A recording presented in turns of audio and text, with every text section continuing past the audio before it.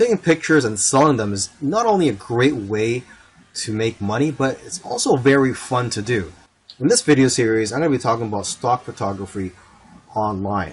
And so this is where you upload your photos to stock photography agencies and their websites, and then you would get paid a commission or royalty whenever somebody purchases your pictures from these websites. And stock photography is never going away and will always be in demand.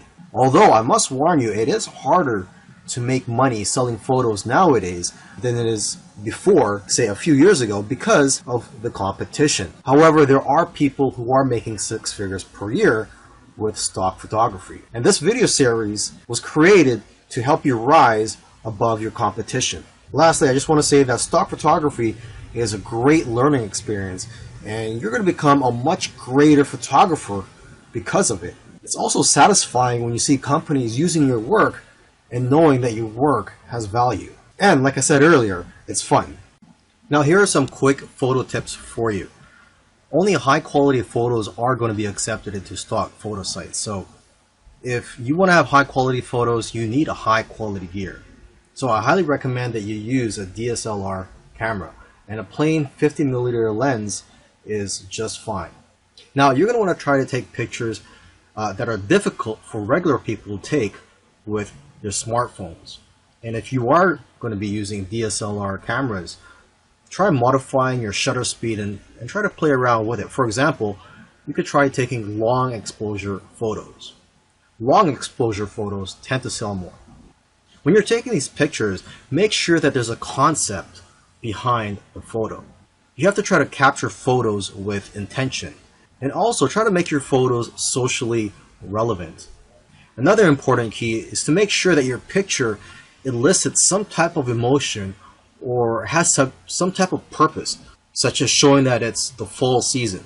Now, photos that do well are in the niches related to food, health, beauty, fitness, money, and business. You also have to remember to leave some room for copy and text for the users to put on the photo. And you should know that photos are not going to be accepted if there are brands, names, or license plates in the background. And if you have models in your photos, they will have to sign a release form. Now that you've taken some pictures, where do you sell those pictures online? Well, the easiest way to find these sites is just to type in stock photos on Google, and you'll find plenty of stock photography websites where you can upload your photos. Now let me just give you some of the top sites out there. Okay, there is Pond5, which pays 50% of the sale, Alami, which pays 40% royalty per photo, and there is one photographer that I know of who makes $100,000 per year from just this one website. Okay, and there is iYeem, which pays 50%. A lot of photographers are having success with this site. And there is Getty, which pays 20 to 30%, but they do sell photos for a much higher price, between $300 to $500. Okay, and 123RF, this stock photo site, the way they work is that the more photos you upload, the higher the royalty percentage that they'll pay you. And there's iStock, which pays 15 to 45% depending on the photo, but they'll pay you a higher rate if your photos are exclusive to their site. And there's a DreamsTime, which has a very thorough approval process, but if you do get approved, they'll pay you 25 to 50% royalty and up to 60% if your photos are exclusive with their site. Plus, they'll even pay you an extra 20 cents per photo. And then one of the biggest stock photography websites out there is Shutterstock. They'll give you the most exposure because of their reach, huge customer base, and ability to advertise your photos. And there's Adobe, which will give you almost as much sales but higher sales amounts. And Adobe stock is integrated into the Adobe software. There's iStock Getty Images, which can also get you a lot of sales. Now, what I usually do advise to photographers is to stay away from some of the larger stock agencies, such as Shutterstock iStock, etc. because they're publicly held companies, and they're more interested in making their shareholders happy and not the individual contributors. They just don't have the incentive to help contributors grow and make more money. However, if you are a beginner, you may want to try out these larger stock agencies just to test out the waters and to gain experience at first. And then you could try out the smaller agencies such as Dreamstime, Stockfresh, etc. The advantage of working with these smaller agencies is that there's less competition for you as a contributor. But then again, everybody is different, so you have to figure out what works for you. And interestingly, I know of somebody who makes more money uploading to free stock photo sites like Pixabay than other stock photo sites, because people have the option to donate to you when they download your photos for free. In the previous video where I spoke about where to sell your photos online, I forgot to mention that you could also sell your photos directly from your phone, and there are a few apps available for that, but the most popular photo app right now is one called Foap. And with Foap, you download it, and I believe it's available both for the Android and the iPhone, and you get 50% of the sale. But you can make more money by joining what they call missions on Foap, and these missions are sort of like projects for brands and other companies. And each mission, if you are to win these missions, they pay a prize for the winning people, and it usually starts at around $50, and usually it can be a lot higher. Okay, now if you want to have success with this app, you want to analyze the photos which have already been sold. So take a look at the sold tab in the explore section of the app. I also recommend that you analyze the profiles of people who have won missions or sold a lot of photos, as they usually have a lot of good photos which can give you ideas. And lastly, you could create profile on Foap and follow people. So you can follow other photographers, and they could follow you, and you guys could share tips with each other and be more successful in the long run. Earlier, I mentioned that you should try to avoid large stock photography websites such as Shutterstock. However, if you're new and you want to gain some experience, or for whatever reason, if you feel that large stock photography websites are for you, here are some keys to success. Obviously, these big sites have thousands of photos, and photos that have less saturation will sell the best. For example, pictures of cats, unless there's something unique about the picture, won't do as well as pictures of animals in the wild. Another example is pictures of iconic buildings such as the White House. These types of pictures won't do as well because there's already a lot of pictures of the White House out there.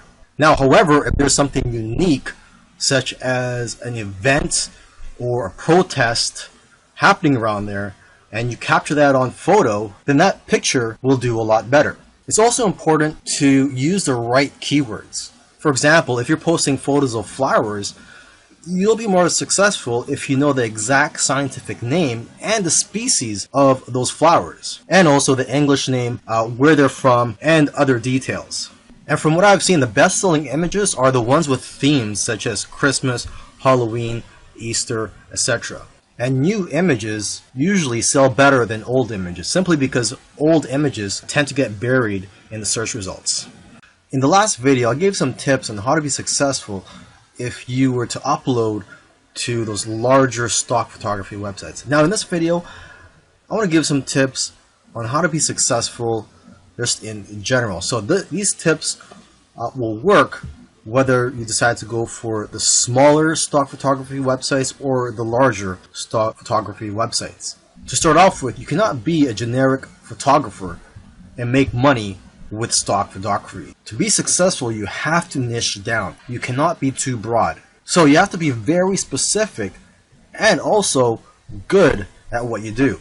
For example, portraits of people are always popular. So if you can focus on that, you'll probably do well. You should also stay in tune with what's going on in the world. People who are talking about the popular topics of today need images to support what they're saying. And if you are going to be uploading to multiple stock photography websites, you can use an app called MicroStalker for tracking your sales across multiple agencies. And lastly, if you're consistent, you'll increase your chances of being successful with stock photography. You'll do best if you upload a small amount of photos consistently. Selling your photos on stock photography websites is great. However, there is a lot of competition and it is harder to make money nowadays than it is in the past. So one thing I like to tell people who are involved in stock photography, if they want to take their business to the next level, is to start their own website and just sell photos from your own website. And what I like about being in control, having your own website and selling your photos from your own website, is that you can collect the emails of your customers and people who visit your website. And basically, whenever you have new photos, you can notify your list of subscribers. You could also offer deals from time to time. You see, when you have an email list, you could just email them whenever you're in need of some cash flow. Now, what I recommend you do is, if you are going to start your own website, is to make your website focused on one niche. I know of somebody who made $4,000 in 1 month from his own site. Now, aside from just collecting emails from your customers, you could also collect emails from people who just visit your website.